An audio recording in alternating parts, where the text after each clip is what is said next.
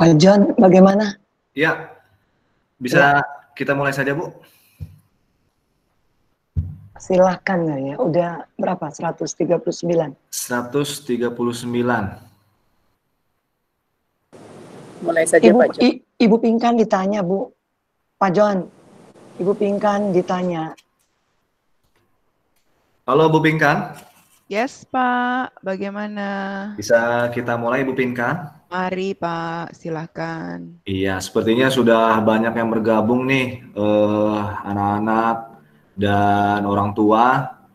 Sudah tergabung ada 146 yang tergabung untuk saat ini. Ya, selamat pagi, selamat sore untuk Bapak Ibu beserta anak-anakku sekalian. Terima kasih untuk kehadirannya di seminar online pada sore hari ini. Dan saat ini kita akan memulai seminar online. Nah, untuk itu sebelum kita masuk di dalam seminar, kita persiapkan semuanya. Peraturannya juga akan saya bacakan untuk kita semua. Kurang lebih nanti kita selama 2 jam untuk sesi ini berlangsung. Nanti Bu Pinkan akan menyampaikan di setiap sesi materinya. Nanti setelah sudah Bu Pinkan menyampaikan sesi untuk materi, barulah kita masuk ke dalam tanya jawab. Kurang lebih tanya jawab kita beri waktu 30 menit. Tapi di saat Bapak Ibu dan anak-anak mungkin di saat Bu Pinkan lagi sedang berlangsung untuk mempresentasikan, ada pertanyaan nih, kira-kira aduh pengen tanya, ini kayaknya nih tepat banget nih pertanyaannya. Oh boleh, silakan sekali, nanti bisa langsung chat di kolom atau di kolom chat atau kolom komentar di sana. Nanti kami yang merekap, saya akan merekap untuk setiap pertanyaan yang ada. Begitu untuk kira-kiranya. Dan mungkin untuk Bapak Ibu dan anak sekalian, untuk dimohon untuk seminar online ini supaya berjalan dengan baik dan tertib, di mute untuk mic-nya dan videonya. Tapi kalau misalkan ada pertanyaan, boleh saja nanti moderator atau saya nanti yang akan menghandle untuk bila ada pertanyaan, misalnya melalui dengan suara juga bisa nanti. Begitu saja kira-kira untuk schedule-nya. Nah, pertama kita akan buka di dalam doa. Bu Yasinta, boleh dibuka di dalam doa?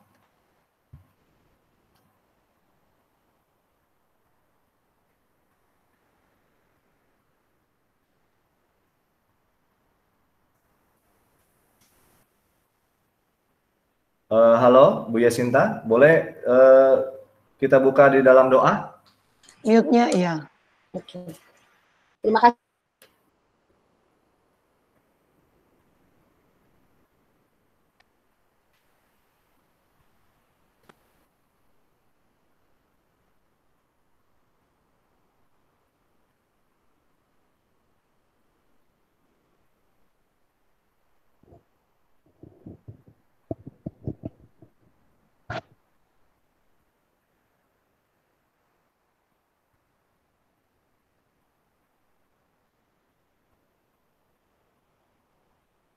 Sudah bisa Bu Yasinta untuk mic-nya?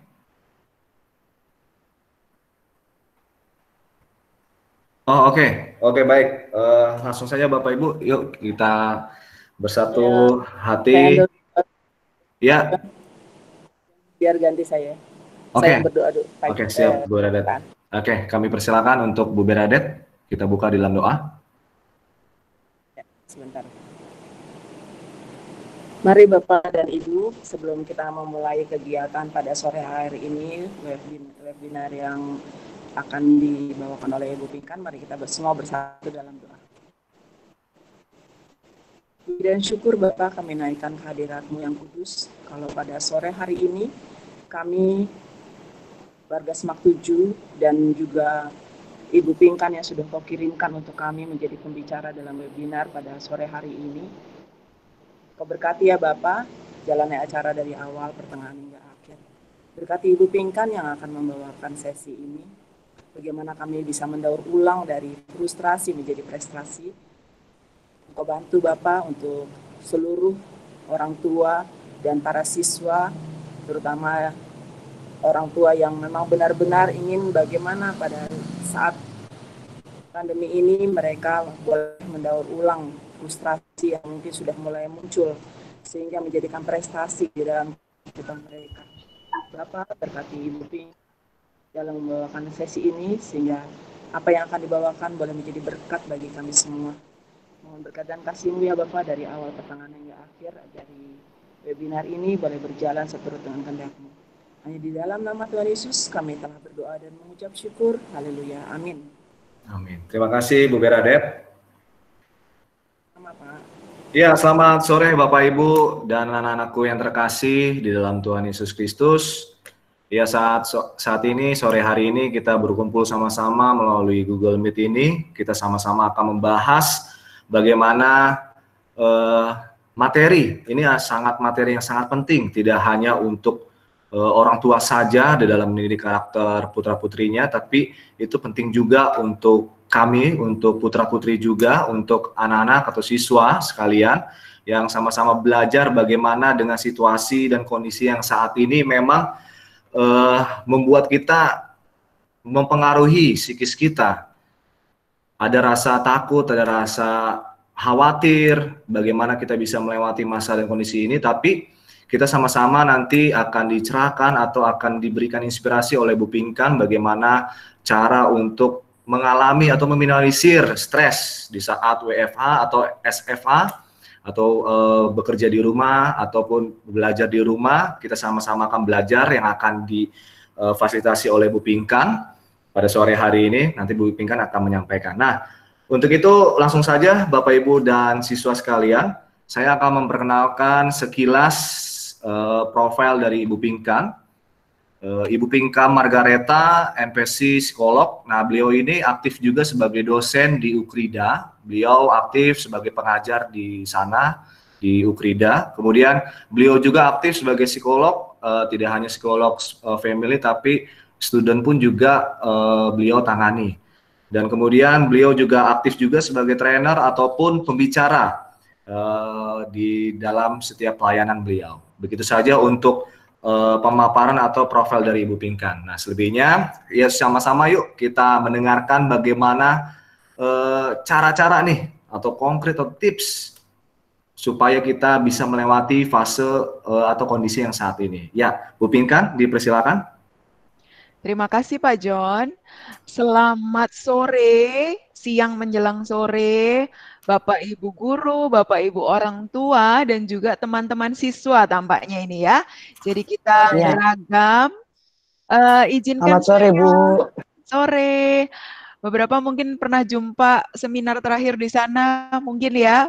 Sama izinkan saya menyampaikan paparan dahulu, lalu setelah itu saya sangat mengharapkan diskusi baik dari teman-teman siswa maupun dari Bapak Ibu guru ataupun orang tua, supaya apa yang disampaikan nanti bisa benar-benar dicoba dipraktekkan dalam kehidupan sehari-hari. Oke, saya minta izin menayangkan PowerPoint-nya dulu. Oke, nanti setelah ini Bapak Ibu akan melihat visualnya ya, PowerPoint-nya supaya membantu. Oke, sudah terlihat ya Pak John? Sudah Ibu, Oke. sudah terlihat. Baik, nah Bapak Ibu, teman-teman juga, teman-teman siswa, hari-hari ini kita itu sangat rentan untuk frustrasi gitu ya. Dengan adanya pandemi COVID ini, kita tiba-tiba harus mengalami perubahan cara hidup gitu, yang sangat drastis, yang tidak ada satupun kita pernah menduga. Jadi kalau hari-hari ini frustrasi itu begini Bapak Ibu, ingin sesuatu tapi terhalangi. Jadi rasanya sebel, jengkel, kalau teman-teman siswa mungkin bilangnya bete, apapun gitu ya. Intinya ketika kita menginginkan sesuatu tapi terblok, terhalangi sehingga kita merasa tidak berdaya. Tapi saya mau mengajak lewat paparan pada sore hari ini, bagaimana kita bisa seperti sampah itu di-recycle, didaur ulang. Jadi frustrasi yang kita alami didaur ulang supaya bisa menjadi prestasi. Oke.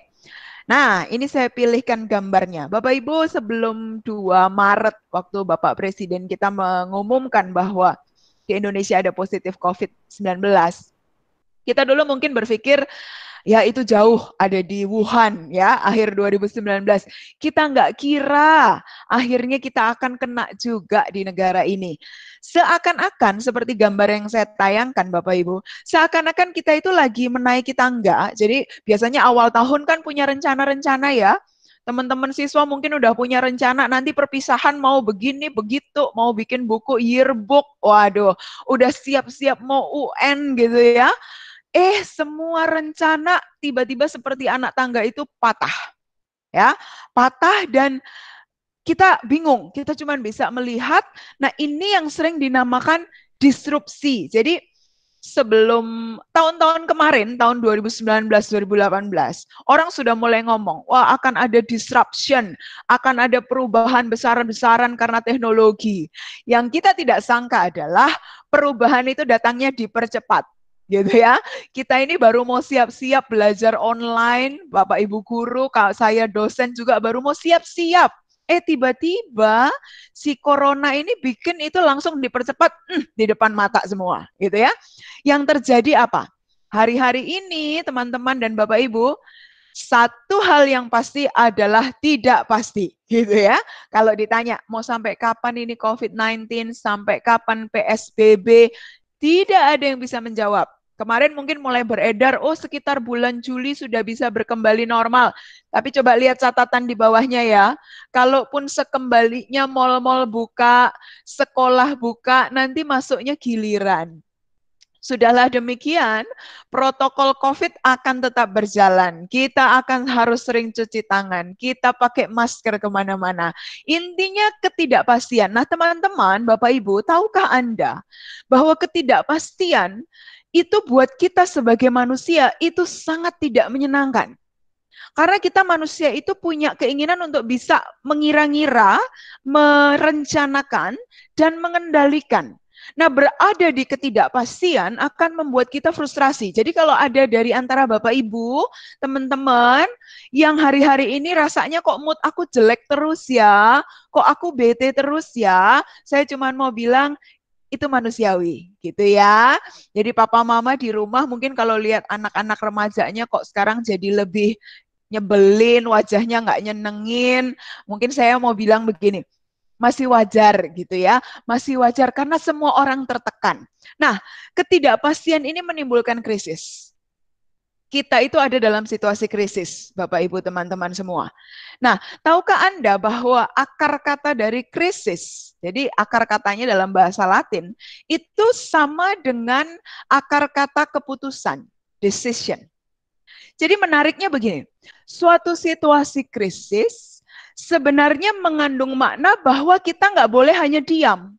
Kalau di dalam krisis Anda diam, maka pilihannya Anda tergilas, Anda ketinggalan, atau kalau kita berani mengambil sebuah keputusan, kita melakukan perubahan, maka kita nanti akan bisa melewati krisis ini dan menjadi survivor, penyintas. Bahasa Indonesia survivor itu penyintas.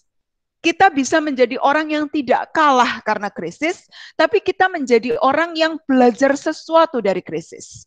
Nah, kira-kira itu yang saya ingin ajak Bapak, Ibu, dan teman-teman, bagaimana caranya supaya kita bisa di masa krisis ini, oke, kita boleh frustrasi, tapi nggak boleh terus-terusan, karena kita juga tetap ingin bisa meraih prestasi. Oke. Nah, hari-hari ini yang siswa begitu kali ya, kira-kira saya carikan gambar, aduh tugas-tugas makin banyak. Ini kalau yang kelas 12 sudah happy-happy lala-lala ya, udah selesai. Meskipun ada kecewa, nggak bisa perpisahan, nggak bisa wisuda. Yang kelas 11 dan 10 mungkin masih ngalamin kayak gini. Tiba-tiba tugas menumpuk gitu ya. Orang tua juga sama. Orang tua juga sebel gitu kali ya, ngeliatin di rumah nih anak tiap hari kok mesti diingatkan belajar, kenapa nggak bisa sendiri. Semua frustrasi.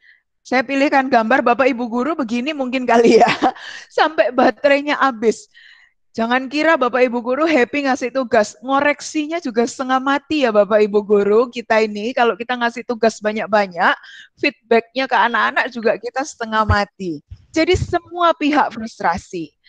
Nah, coba kita telusuri satu-satu ya. Saya mendaftar ini supaya buat papa mama, orang tua, bapak ibu guru, yuk kita coba empati ya sama anak-anak kita yang remaja ini. Kira-kira dengan adanya sekolah di rumah, adanya pandemi, mereka tuh terdampak apa secara psikis?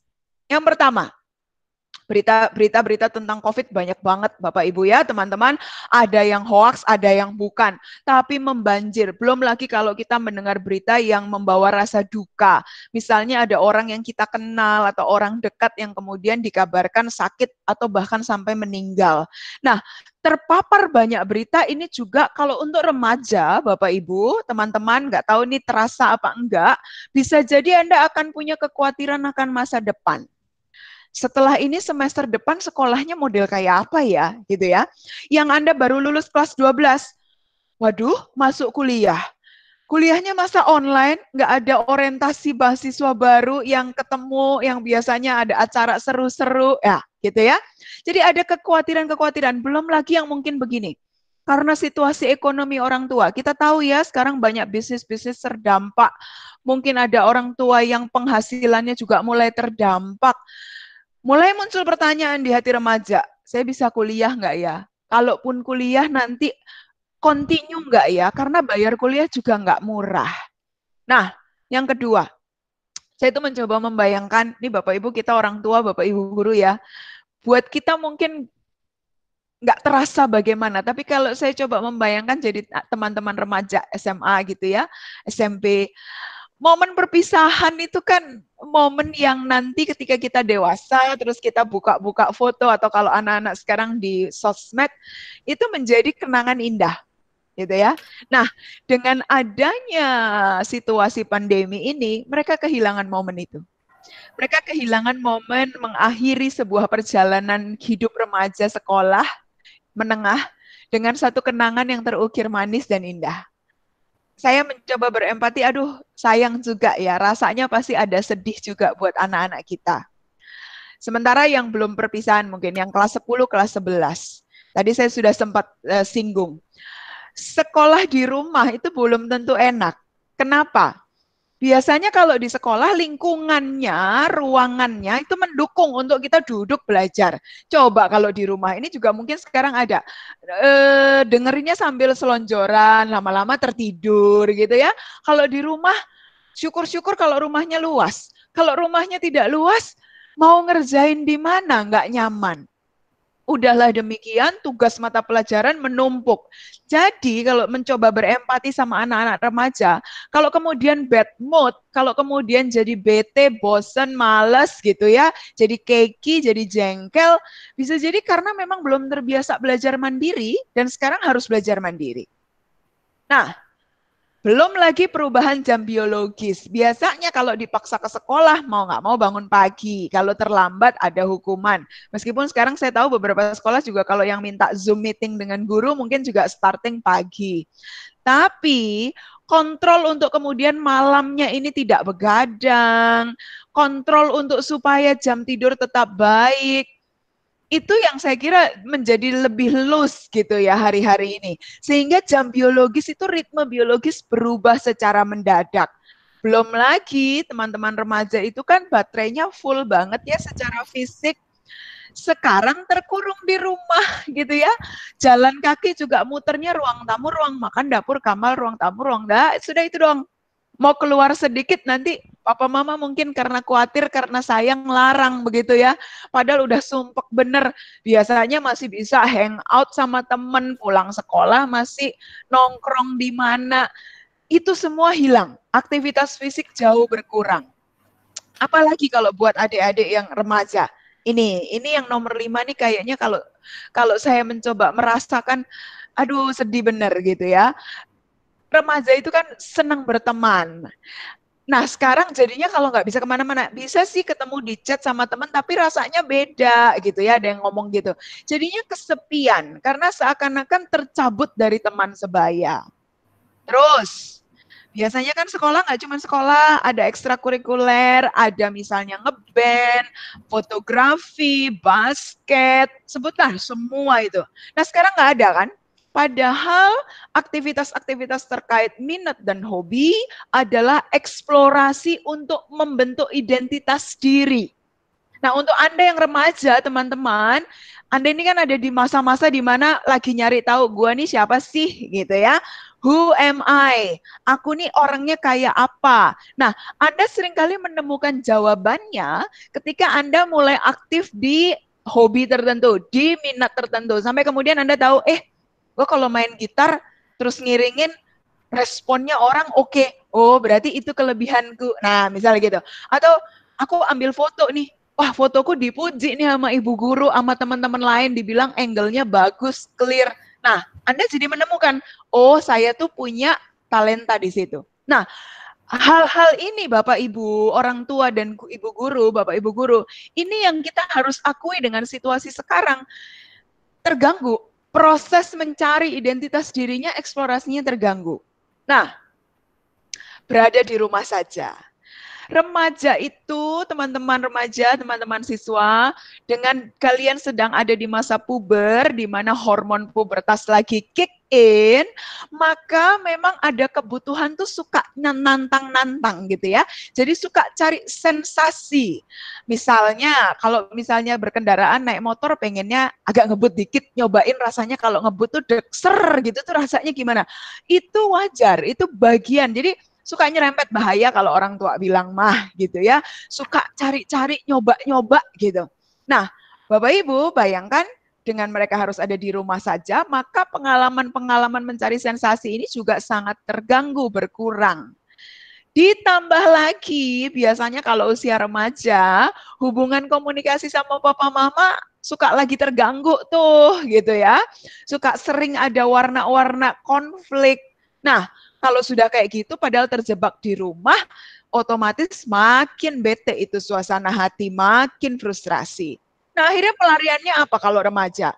Berhubung sekarang semuanya pakai gadget, sekolahnya pakai gadget, akhirnya kalau udah saking suntuk banget, bete banget, mau nggak mau terus cari pelarian, kalau nggak ke game, media sosial, atau mungkin ada yang gambling, judi, atau bahkan situs-situs pornografi. Nah, jadi akhirnya terbuka peluang untuk terjebak pada aktivitas yang membuat candu, yang adiktif. Karena tak awalnya ingin menghilangkan bosan. Kira-kira begitu ya, kalau saya mencoba memahami apa yang sedang dialami oleh teman-teman siswa. Nah, sementara buat orang tua apa? Ini saya munculkan juga buat teman-teman siswa juga bisa empati sama papa mama, mungkin sama bapak ibu guru juga, karena bapak ibu guru juga punya keluarga, ya. Nah, terpapar banyak berita. Kalau orang dewasa, biasanya jadi mulai khawatir tertular, cemas kalau anaknya tertular, mau pergi kemana takut ada virus, kalau tertular dibawa pulang bagaimana, apalagi kalau sudah mendengar ada orang dekat atau keluarga yang dikenal sudah sampai meninggal. Jadi ada kekhawatiran, ada kecemasan, ada rasa takut. Belum lagi ditambah dengan kekhawatiran aspek ekonomi yang sangat real hari-hari ini, menjadi menantang sekali. Terus, ini yang poin 2. Orang tua tiba-tiba harus memikul tanggung jawab utuh dalam pendidikan. Ya mungkin nggak 100%, tapi jadinya lebih besar daripada sebelumnya. Kalau sebelumnya di jam sekolah, tanggung jawab pendidikan diserahkan kepada guru, dititipkan sementara. Nah sekarang, papa mama, anak ada di rumah, Anda yang kemudian diminta oleh Bapak Ibu guru untuk membantu supaya sekolah di rumah tetap berjalan. Nah, padahal orang tua nggak siap. Mungkin ibu-ibu yang mendengarkan ini sepakat sama saya. Saya ini kan dulu sekolahin anak karena saya ini nggak bisa mata pelajaran itu, jadi saya titipkan ke sekolah. Begitu ya kira-kira suara hatinya. Lalu sekarang kayak semua dibebankan kepada orang tua. Nah, ini juga bikin frustrasi.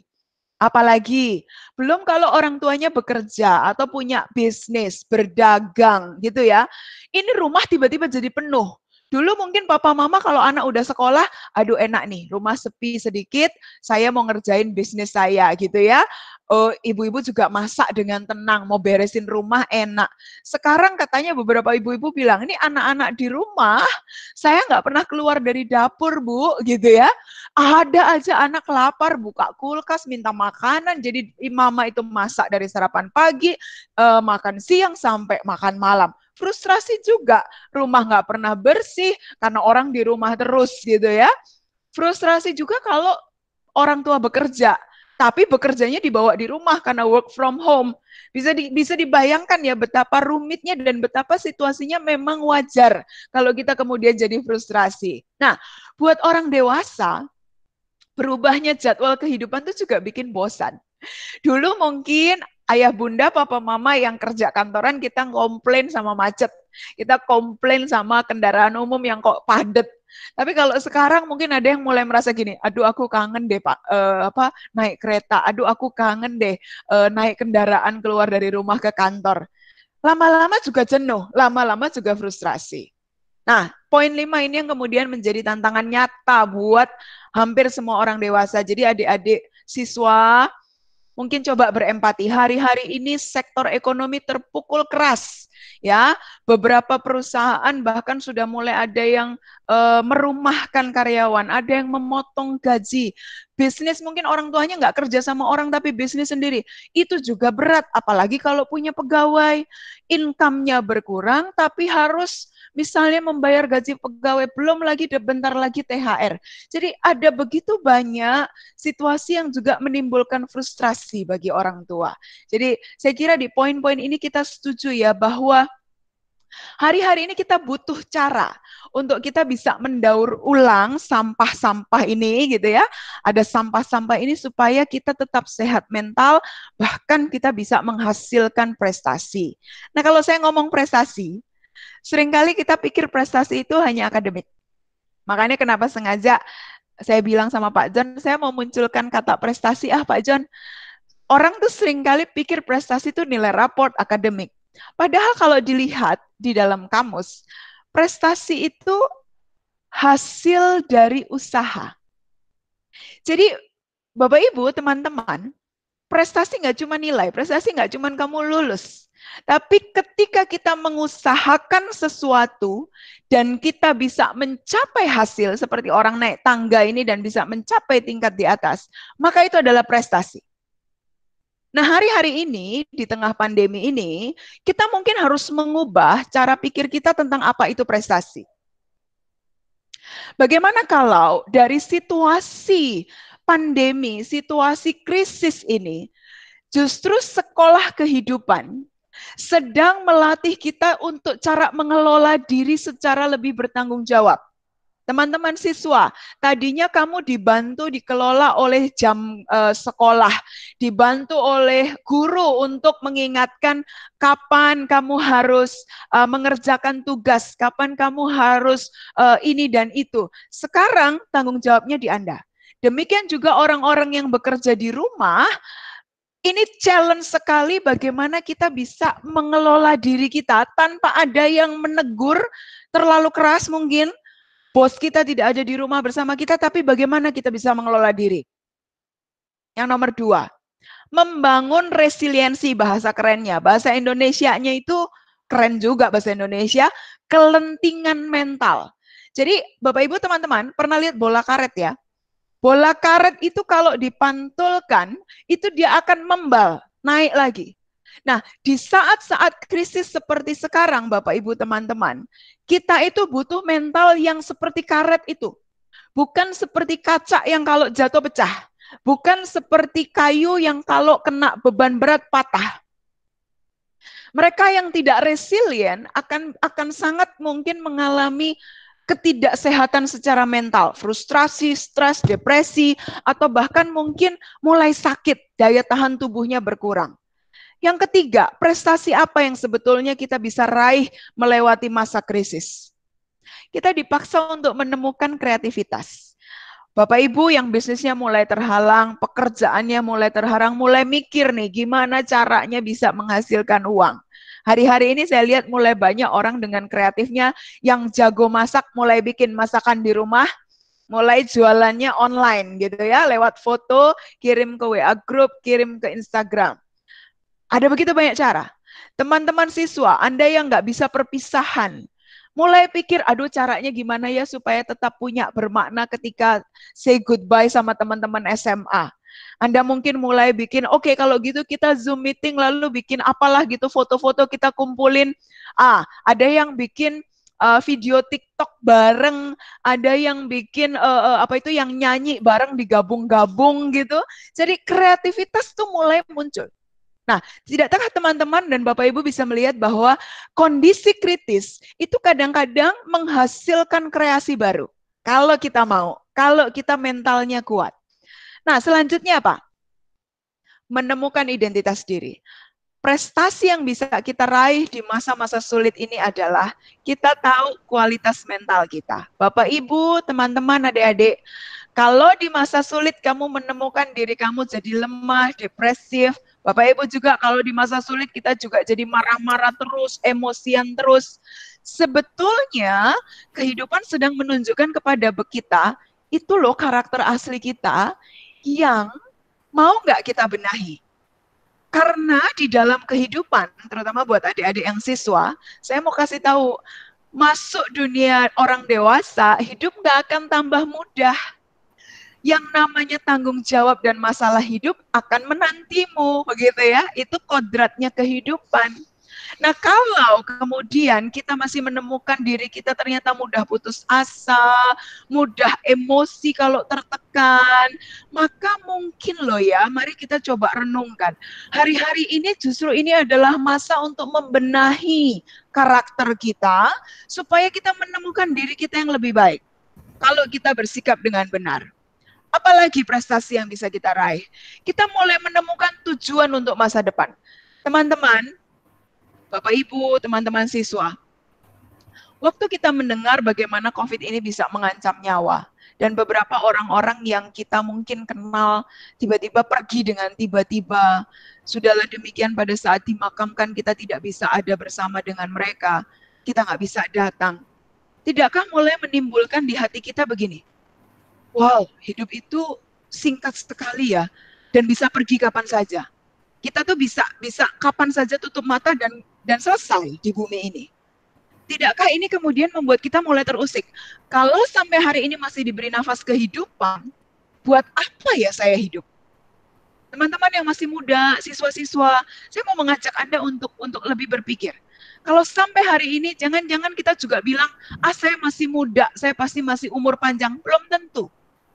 Kita dengar kabar orang meninggal umur kapan saja dan tidak pernah diduga-duga.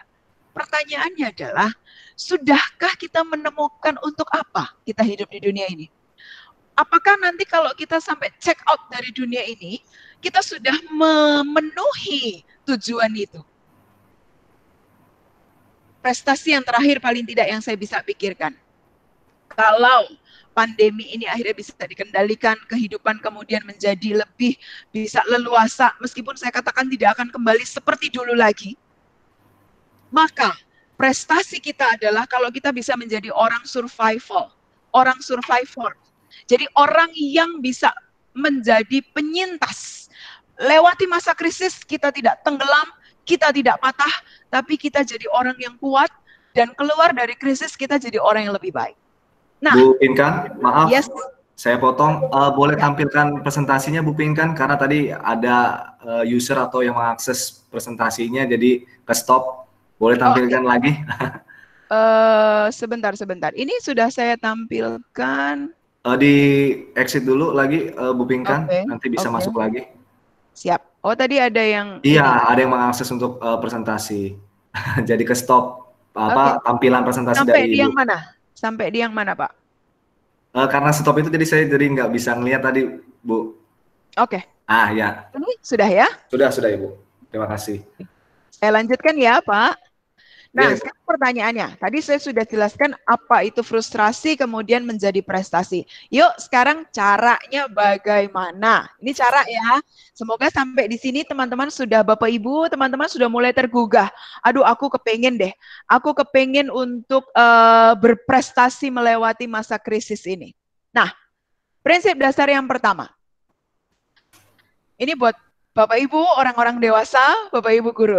Saya akan harus mengatakan begini. Namanya saya kasih nama aturan masker oksigen biar ingat. Kalau pernah naik pesawat terbang, waktu pramugara memberikan pengumuman soal masker oksigen, dikatakan begini. Kalau Anda bawa anak, pakai dulu masker oksigen buat orang dewasa, baru untuk anak. Apa yang bisa kita ambil pelajarannya dari contoh ini? Bapak Ibu, tadi kan setuju semua kita stres. Tapi saya akan minta orang dewasa, papa mama, bapak ibu guru, kita yang mesti lebih duluan membenahi diri kita supaya kita bisa pulih dulu dari stres, kita bisa menemukan cara mengelola stres, baru kita bisa menolong anak-anak dan orang tua, orang yang lebih tua dari kita. Misalnya ada opa, oma. Kenapa? Anak-anak belum punya pengalaman hidup yang cukup lama, sehingga dia belum punya pengalaman bagaimana menghandle masalah. Itu satu. Kedua, anak-anak semakin kecil, otak berpikir rasionalnya belum matang. Otak berpikir rasional baru matang di usia 20-an. Artinya, kapasitas berpikir dia untuk solving problem juga belum seperti orang dewasa. Nah, papa mama, ayah bunda yang orang tua di sini, juga mungkin bapak ibu guru, kita seringkali, apalagi kalau anak sudah SMA, kadang-kadang kita bilang, kok gitu aja nggak ngerti? Bagaimana kalau ya memang bisa jadi belum mengerti? Makanya dia masih butuh kita sebagai orang tua. Makanya secara undang-undang sampai umur 18 tahun baru dikatakan orang dewasa. Jadi prinsip pertama, saya ingin mengajak kesadaran orang dewasa, papa mama, bapak ibu guru, kita semua, teman-teman remaja juga, karena kalian mungkin juga punya adik yang lebih kecil begitu ya, kita dulu yang membenahi supaya kita bisa kelola stres kita, supaya kita bisa mendaur ulang frustrasi kita, baru kita bisa helping orang lain. Nah, bagaimana caranya? Oke, saya masuk dulu. Sekarang frustrasinya saya bawa lebih dalam ke yang namanya stres gitu ya. Kalau frustrasi itu perasaannya, perasaan merasa stuck, merasa punya sesuatu yang diinginkan tapi nggak bisa. Stres itu keadaan psikologisnya. Apa definisinya? Ketika teman-teman, Bapak Ibu merasa bahwa yang dialami saat ini lebih besar daripada kapasitas atau kemampuan Anda dan berpotensi membahayakan diri kita.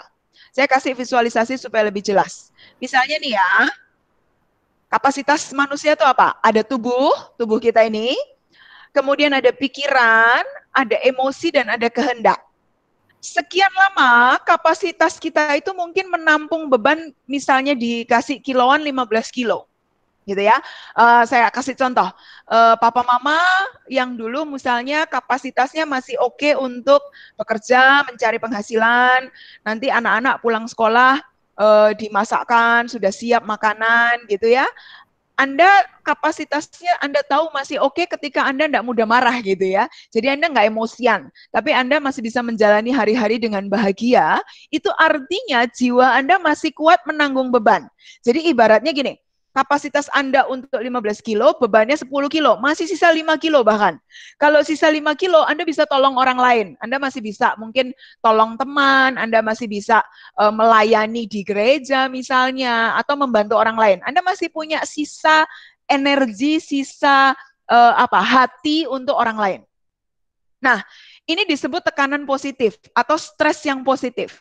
Jadi sepanjang, kalau Anda sama sekali tidak ada tekanan dalam hidup, itu juga nggak baik. Coba bayangkan teman-teman siswa, kalau di sekolah tidak ada yang namanya ulangan atau ujian, Anda kan nggak akan pernah belajar. Jadi tekanan atau stres yang positif itu justru memunculkan motivasi. Orang tua, Bapak Ibu Guru, kita orang dewasa ini kalau tidak ada tekanan bahwa harus ada biaya kehidupan yang keluar sekian juta per bulan, kita nggak akan rajin kerja.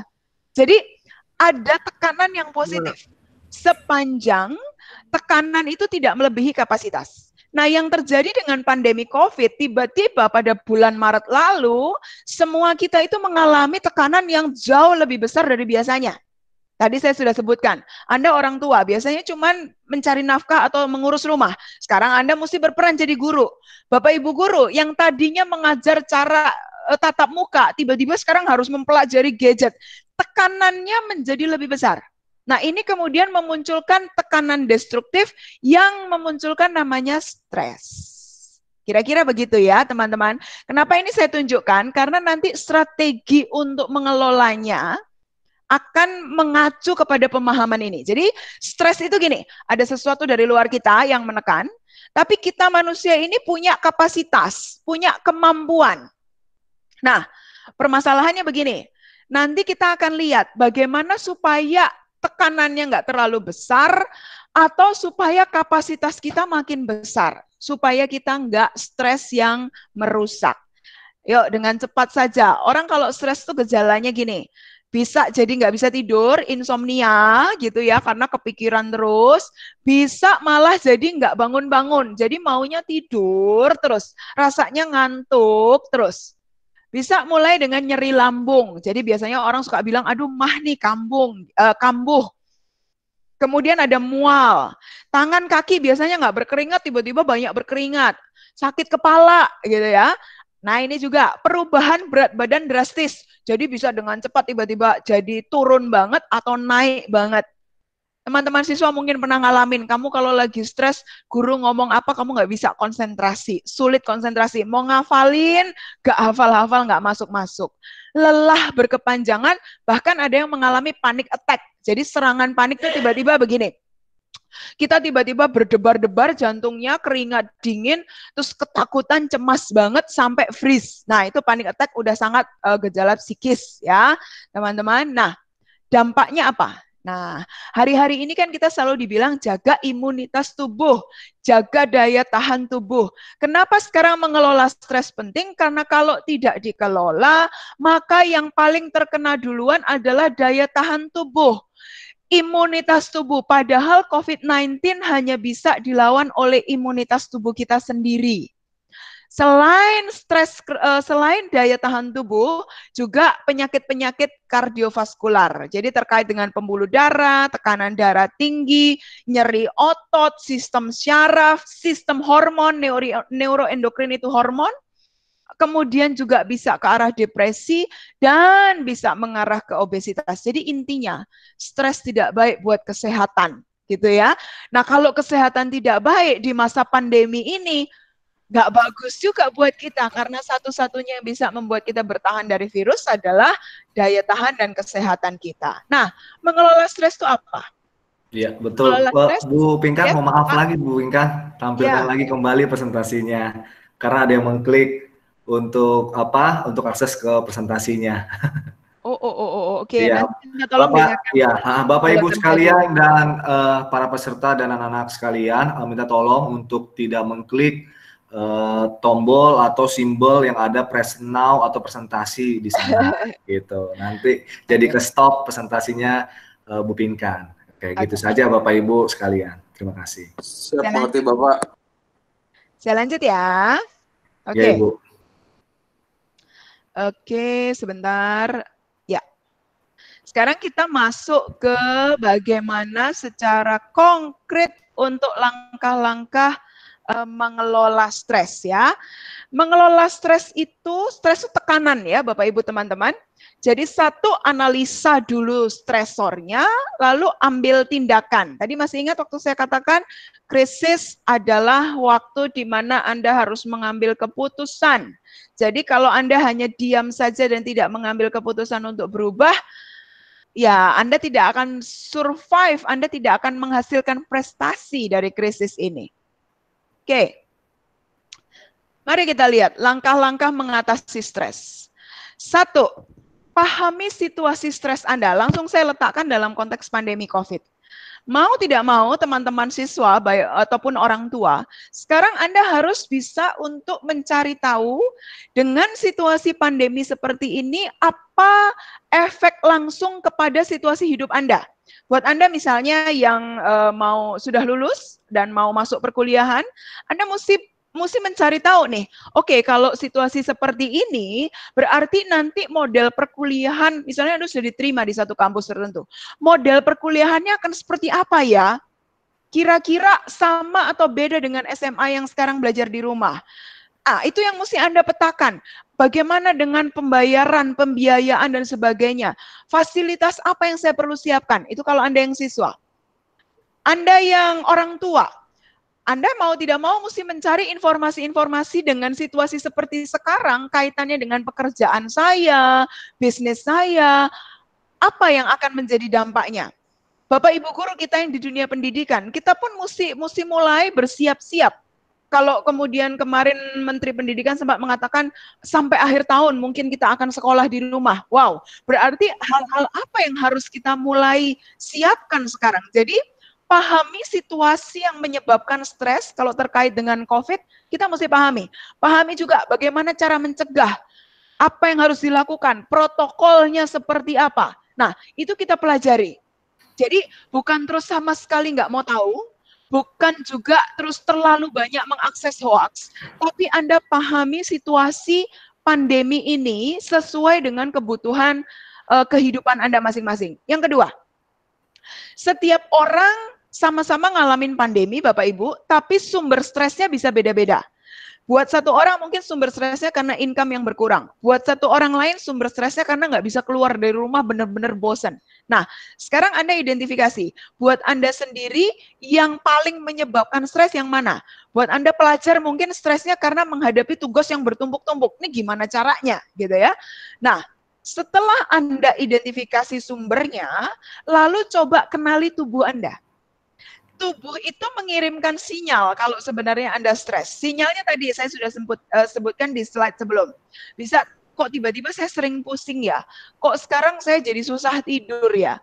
Kok sekarang saya jadi mual ya? Nah, itu sinyal tubuh Anda sudah mengirim pesan. Kalau misalnya sudah ada perubahan-perubahan atau bad mood, jadi kayaknya nggak happy, lama banget nggak happy, jadinya bete terus, gitu ya.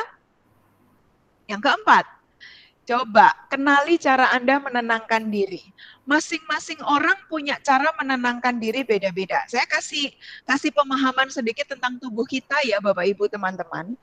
Kalau Anda stres, maka di dalam tubuh Anda ada hormon yang menyebabkan stres, itu namanya hormon kortisol. Hormon kortisol kalau terlalu banyak di tubuh, itu mengganggu mood dan suasana hati Anda. Sebaliknya, serasa bahagia itu ada hormonnya juga. Hormonnya ada dopamin, ada serotonin, ada oksitosin, ada endorfin. Nah, makanya kalau teman-teman siswa mungkin pernah bilang, kalau bete makan coklat. Nggak salah, di dalam coklat ada serotonin yang kemudian bikin happy. Jadi, makanan yang kita makan itu ada bahan zat-zat kimia yang memang baik. Tapi kalau Anda makannya micin terus gitu ya, makannya karbo terus, bisa jadi metabolisme tubuh Anda jadi berat gitu, karena ngegiling karbo itu lebih berat. Dan kemudian efeknya Anda jadi ngantuk terus, jadi nggak bisa mikir terus. Nah, kenapa saya ceritakan ini? Cara menenangkan diri sebetulnya terkait dengan situasi hormon tubuh juga. Ada dari beberapa Anda yang cara menenangkan dirinya dengan dengerin musik, misalnya. Beberapa Anda siswa mungkin main games, oke, tapi ada batasnya. Bapak Ibu mungkin ada yang dengan makan, gitu ya. Ada yang suka makan pedas. Makanan pedas itu bisa menghasilkan endorfin, Bapak Ibu, sehingga hormon itu bisa bikin Anda jadi kayak happy gitu. Ada yang olahraga, karena olahraga juga menghasilkan endorfin. Nah, beda-beda tiap orang. Ada mungkin ibu-ibu kalau cara menenangkan diri masak, bikin kue. Kalau udah jadi masakannya, Anda rasa puas. Itu menghasilkan dopamin, karena dopamin itu membuat rasa puas. Teman-teman siswa yang main games terus bisa sampai ke titik tertentu itu menghasilkan dopamin. Karena Anda kalau bisa memecahkan titik tertentu Anda puas, itu menghasilkan dopamin. Nah, jadi setiap orang punya cara menenangkan diri. Ada yang menenangkan dirinya dengan tidur. Boleh-boleh juga. Tidur itu bisa membuat serotonin lebih banyak di tubuh kita. Nah, setelah itu, setelah tahu cara menenangkan diri, terapkan strategi mengelola stres. Ini kita akan bahas lebih banyak, poin 5. Dan yang keenam, prioritaskan untuk merawat diri Anda. Hari-hari ini, terutama papa mama, orang tua, saya dengan hati yang rendah hati gini. Seringkali kita orang dewasa ini kan memang rasanya ingin nyalahin orang lain gitu. Atau nyalahin situasi, nyalahin pemerintah, nyalahin semua. Tapi saya mau ajak begini. Mungkin ini saatnya gini. Mau nggak mau kita sebagai orang dewasa kita harus mengambil tanggung jawab. Kita dulu kelola diri kita.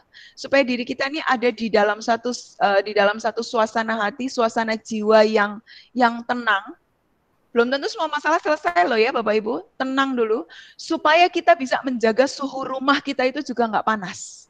Kira-kira demikian yang saya ingin sampaikan. Jadi orang tua prioritaskan untuk mencari cara supaya Anda sehat dulu mentalnya.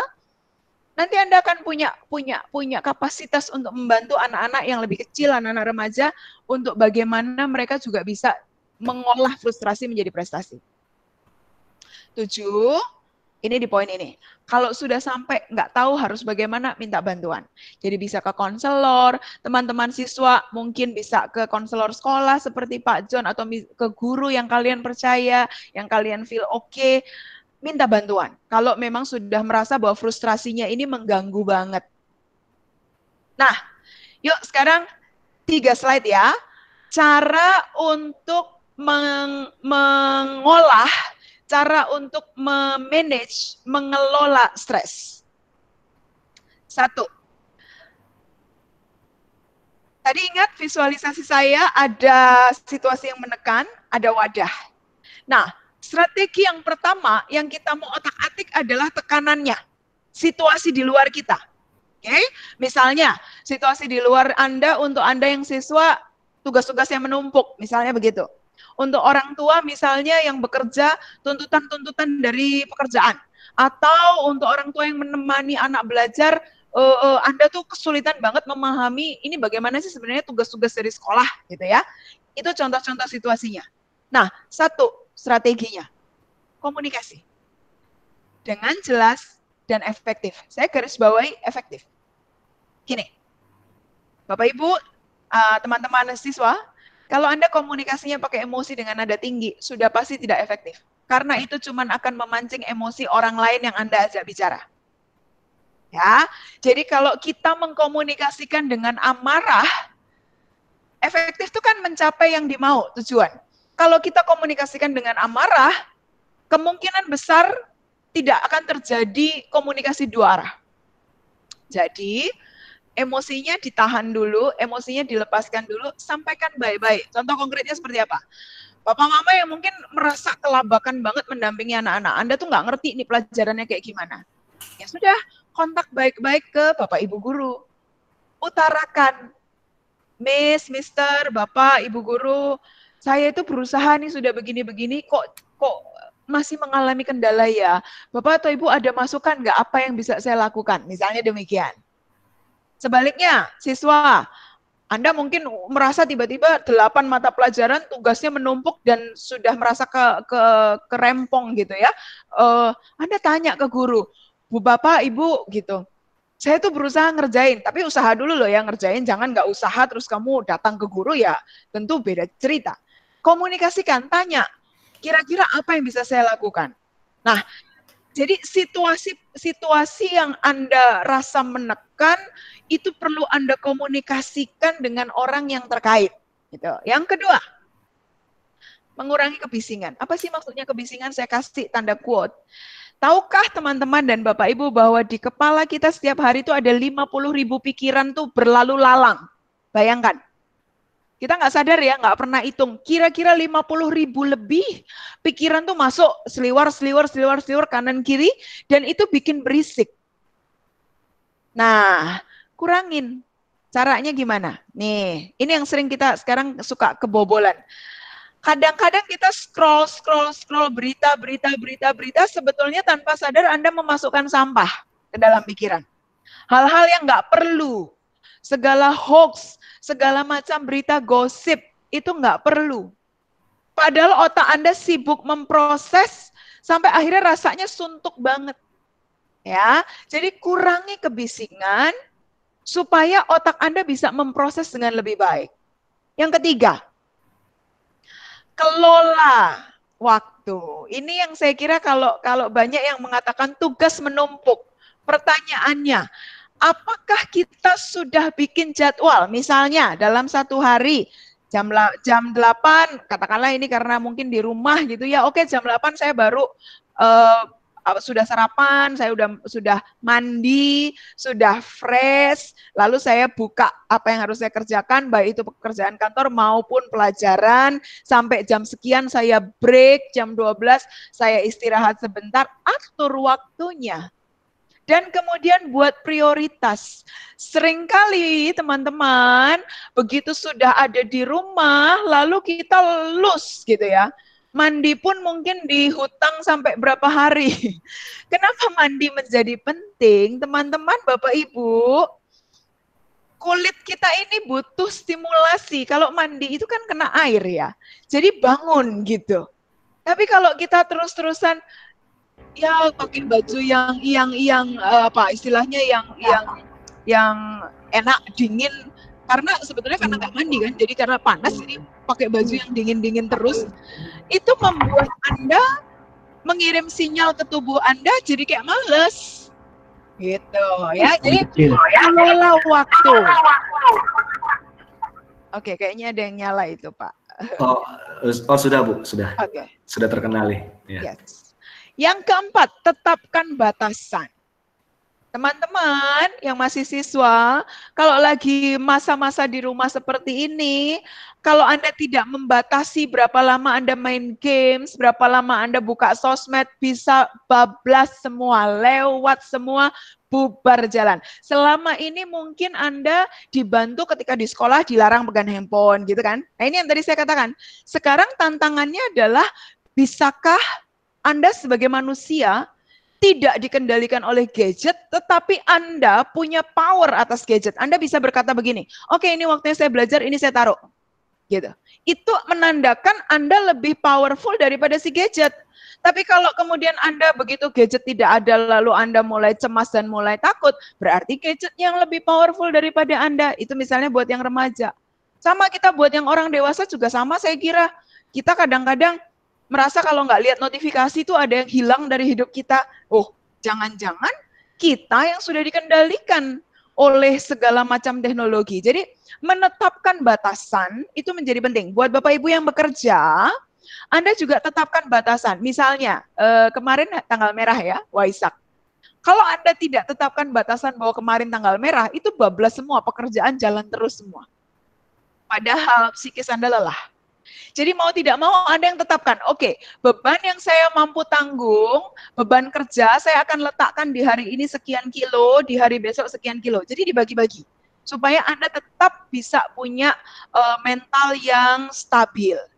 Yang kelima, ini kalau terkait dengan tekanan dari luar, boleh kok mengalihkan pikiran sementara. Teman-teman yang lagi belajar di rumah, nggak berarti kamu 4 jam mesti di depan buku terus, suntuk juga, atau di depan laptop terus, suntuk juga. Buat Anda yang siswa, sebetulnya 45 menit, 1 jam Anda break itu wajar. Jadi 40 menit gitu ya, sudah mengerjakan apa, lalu Anda keluar sebentar, kayak main gitar-gitar sebentar, keluar di teras maksudnya ya, bukan keluar kemana, atau Anda dengar musik sebentar, kayak, atau kemana cuci muka, boleh. Jadi pada saat pikiran kita sedang fokus pada satu hal, kita alihkan sebentar, nanti kembali lagi biasanya lebih fresh. Itu caranya ya, kalau kita mau memanage tekanannya. Nah, itu kalau tekanannya bisa diubah. Sekarang misalnya tekanannya nggak bisa diubah. Tekanan nggak bisa diubah itu apa? Bapak Ibu orang tua, kalau sampai akhir tahun kita harus sekolah di rumah, berarti jangan harap situasi itu bisa dirubah kan? Mau nggak mau anak-anak kita akan sekolah dari rumah. Tekanannya nggak bisa dirubah. Berarti yang bisa dirubah apa? Masih ingat gambar saya tadi? Kapasitasnya. Jadi yang bisa diubah adalah pikiran kita, cara pandang kita terhadap tekanan itu. Ya, satu. Ini simple, praktikal banget. Yang kita dengar itu lebih sering kata positif atau kata negatif. Kalau kita selalu mengatakan ke diri kita, aduh berat ini, aduh ini menjengkelkan, aduh ini apa-apaan sih ini gitu ya, kata-kata negatif. Saya nggak bisa, saya tidak mampu. Itu yang disebut dengan afirmasi. Nah, Bapak Ibu teman-teman, otak kita perlu mendengar kata-kata positif. Kalau kita semakin mengatakan hal yang negatif kepada diri kita sendiri, mati saya lah atau apalah gitu, saya memang bodoh, saya itu memang nggak bisa, itu Anda sudah memberikan label negatif. Nah, hati-hati juga, ayah ibu, bagaimana kata-kata kita kepada anak-anak kita? Kalau kita sudah mulai melabel anak kita dengan bandel, keras kepala, kurang ajar, tidak tahu hormat, itu apakah itu kata positif? Ya, kadang-kadang saya paham sih, kadang-kadang itu lahir dari emosi yang sudah memuncak.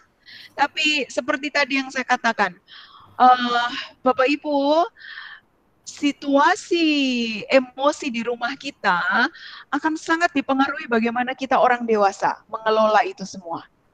Nah, selain kata-kata positif, apa yang kita bayangkan, imajinasi kita, visualisasi kita. Teman-teman siswa, kalau Anda selalu membayangkan bahwa kalau nanti saya ujian saya gagal, peluangnya lebih besar Anda gagal.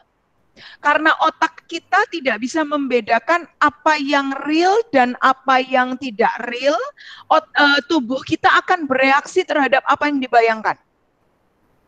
Hebat ya, contohnya gini, Anda kalau lihat film, lalu filmnya itu menegangkan, tubuh Anda tiba-tiba ikut tegang gitu kan, misalnya tembak-tembakan dar-dar di mana-mana, Anda ikut tegang gitu, sampai ketika misalnya ada tembakan meledak tiba-tiba Anda ikut kaget. Tuh, coba. Padahal mata Anda tahu bahwa yang Anda tonton itu film, bukan real, tapi kok tubuh Anda bereaksi sama. Itu menunjukkan bahwa otak kita itu akan memproses semua visualisasi. Nah, sekarang untuk yang Bapak Ibu orang tua, kalau kita terus membayangkan bahwa nanti kalau saya pergi ke pasar, di situ ada virus di dalam barang-barang, lalu saya akan terkena, wah lama-lama kita bisa kena serangan panik Bapak Ibu. Karena yang kita visualisasikan selalu yang buruk. Jadi hari-hari ini, untuk situasi pandemi kita nggak bisa apa-apain. Selama virus COVID masih ada di luaran sana, itu akan tetap demikian. Tapi yang bisa kita rubah adalah cara kita memvisualisasikan situasi ini. Kalau kita selalu membayangkan bahwa ketika anak-anak di rumah itu pasti akan rumah panas dan bikin repot, ya itu yang terjadi. Tapi misalnya, saya mau ajak begini, coba bayangkan, Bapak Ibu, hari-hari ini di tengah ancaman virus seperti sekarang, coba kita bayangkan bahwa kalau kita masih punya kesempatan sampai hari ini nggak ketularan dan tetap sehat, nggak kena virus, tidakkah kita melihat, oh masih dikasih kesempatan sama Tuhan untuk bisa bersama orang-orang yang kita kasihi. Sehingga kalau kita melihat pakai visualisasi itu, semenyebalkan apapun papa mama, semenyebalkan apapun istri suami ataupun anak, kita masih punya toleransi gitu. Kita masih, aduh bersyukur ya hari ini masih sehat, masih kumpul keluarga. Itu ya Bapak Ibu, itu visualisasi. Nah, yang ketujuh, pola pikir. Namanya fixed mindset. Pola pikir fix itu menetap, itu yang tidak baik. Yang bagus adalah pola pikir bertumbuh. Pola pikir bertumbuh itu begini, growth mindset. Pola pikir bertumbuh itu begini. Bapak Ibu ingat tadi wadah ya, kapasitas. Yang saya mau katakan kabar baiknya buat Bapak Ibu adalah gini. Sebagai manusia, wadah Anda itu tidak stuck. Tidak misalnya gini, kalau cuma 15 kilo terus, enggak. Selama Anda masih diberi nafas hidup, maka kapasitas Anda itu bisa dilebarkan. Kalau Anda mau. Jadi kapasitas jiwa itu seperti otot. Teman-teman siswa, Bapak Ibu, pernah lihat ya orang kalau bodybuilding membangun otot. Awalnya mungkin dia nggak ada ototnya. Tapi karena dia mengangkat beban berat, mengangkat barbel, mengangkat apa itu yang di gym segala macam, ototnya jadi besar. Jadi otot punya kemampuan bertumbuh. Jiwa Anda itu juga seperti otot. Cara pikir Anda, emosi Anda itu seperti otot. Kalau Anda mau berlatih, latihannya bagaimana? Memikul beban. Latihannya adalah ketika ada masalah, berpikir mencari solusinya.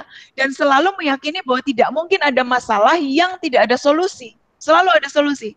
Maka ketika Anda lulus dari satu masalah ke masalah lain, pola pikir Anda semakin kuat dan bertumbuh. Cara yang ketiga atau yang ke-8 kalau diurutkan dari yang pertama tadi, untuk mengubah cara pandang. ABC, adversity, beliefs, consequences. Adversity itu penderitaan, Bapak, Ibu, teman-teman. Beliefs itu keyakinan, konsekuensi itu akibat. Masa-masa krisis seperti sekarang sebetulnya adalah masa-masa yang menunjukkan jauh di dalam jiwa Anda, keyakinan Anda itu apa? Anda itu punya, kalau dalam bahasa Kristiani, imannya itu apa? Ini kelihatan, kalau orang yang tidak punya keyakinan kuat, melihat masa pandemi seperti ini, langsung putus harap. Langsung berpikir gelap semua, tidak ada harapan. Tapi misalnya saya ambil dalam iman Kristiani misalnya. Kita tahu bahwa memang kehidupan yang sesungguhnya bukan di sini. Bahwa setelah kita tutup mata di bumi, buka mata nanti, itulah kehidupan selama-lamanya. Sehingga, kalaupun sampai dunia krisis, kita masih punya secercah harapan. Jadi yang saya mau katakan Bapak Ibu, di masa-masa krisis seperti ini, justru adalah masa-masa terbaik untuk melihat apakah fondasi saya sebagai manusia itu kuat. Fondasi manusia itu apa Bapak Ibu?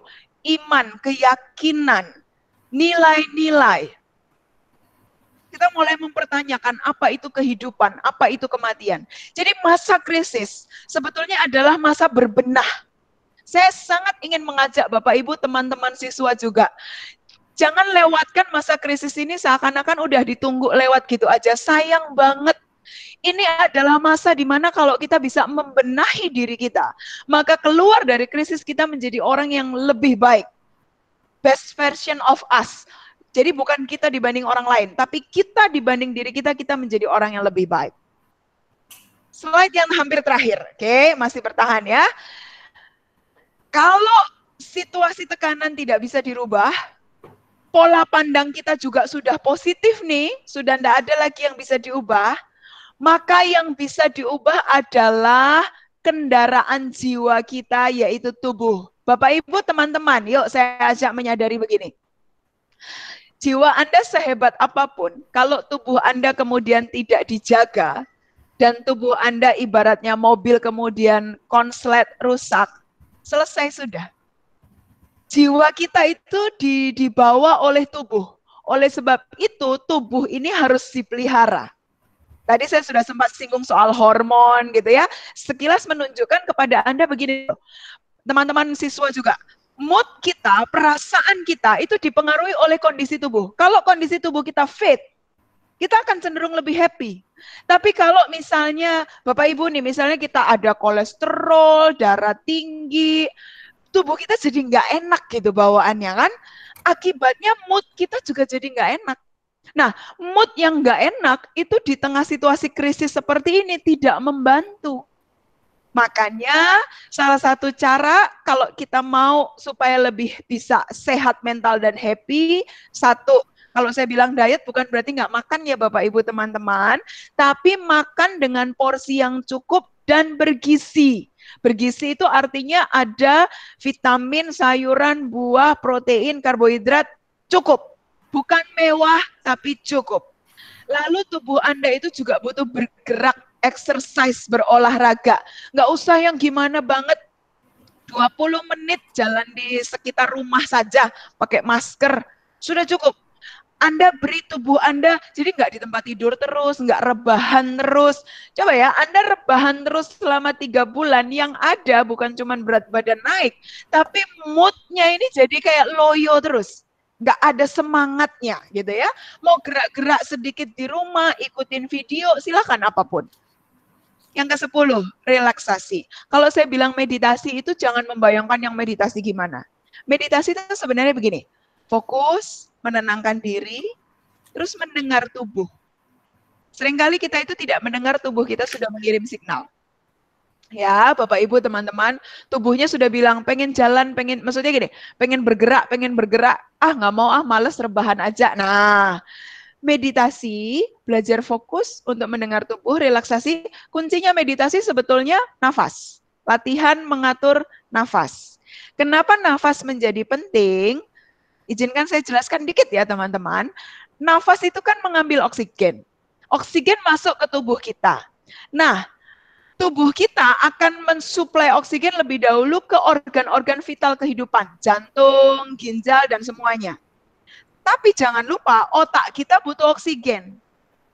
Otak yang butuh oksigen, kalau kita nafasnya itu nafas pendek-pendek terus, tapi nggak pernah latihan nafas panjang, lepaskan, maka otot jantung kita itu tidak cukup kuat untuk memompa oksigen sampai ke otak.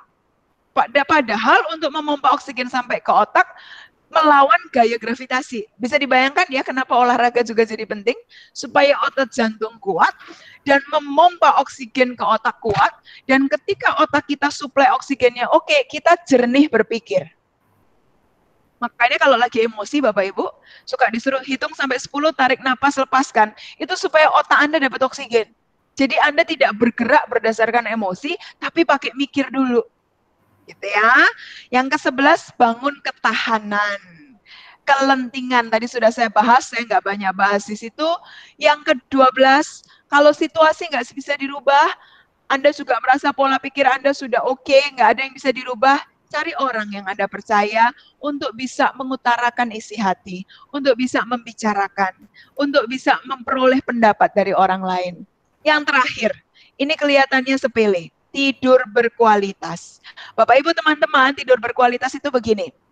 Jam tubuh kita sudah menentukan jam sekitar 11 malam sampai 3 pagi adalah jam di mana tubuh kita meregenerasi sel. Jadi sepanjang sehari kita bekerja, berjalan, hidup, bernapas, itu ada sel-sel yang gugur. Nah, kapan diregenerasi? Kalau kayak mobil di tune up, itu jam 11 sampai jam 3 subuh, 3-4 subuh. Jadi, kalau Anda melewati jam itu, meskipun Anda balas tidur dari jam 4 pagi sampai jam 12 siang, efeknya beda untuk tubuh. Oleh sebab itu, tidur berkualitas minimal 6-7 jam sehari, itu menjadi kunci juga supaya tubuh kita fit dan kita bisa kelola stres dengan baik. Yang terakhir, teman-teman. Di masa krisis, yang dibutuhkan bukanlah kemampuan baca tulis saja, tapi kemampuan untuk begini, belajar satu hal baru, oke? Setelah itu dibongkar, setelah itu belajar lagi hal baru. Teman-teman siswa ya sekarang, Anda sudah jagoan dulu belajar sekolah tatap muka, Anda udah jago, guru-guru, pengajar kita udah jago di kelas. Situasi sekarang membuat kita unlearn, bongkar tuh semua pemahaman. Kita mesti belajar bagaimana caranya memfasilitasi online learning. Maka kita relearn. Nah, saya tutup dengan begini teman-teman dan Bapak Ibu semua. Setelah pandemi COVID, jangan pernah berharap kehidupan akan kembali sama. Dunia akan berubah. Ada begitu banyak perubahan-perubahan yang kita tidak pernah pikirkan sebelumnya. Nah, satu-satunya cara untuk kita bisa survive, untuk kita bisa tetap menjadi penyintas adalah dengan fleksibilitas. Untuk dengan cepat belajar hal baru, mengubah kembali, lalu belajar kembali beradaptasi. Oke, saya kira Pak John, paparan saya cukup. Semoga bisa ditangkap oleh para Bapak Ibu, juga teman-teman siswa. Saya kembalikan ke Pak John. Iya, oke. Terima kasih Ibu Pinkan. Pembahasan kita memang, wow, sangat menarik sekali. Memang itu berhubungan dengan kita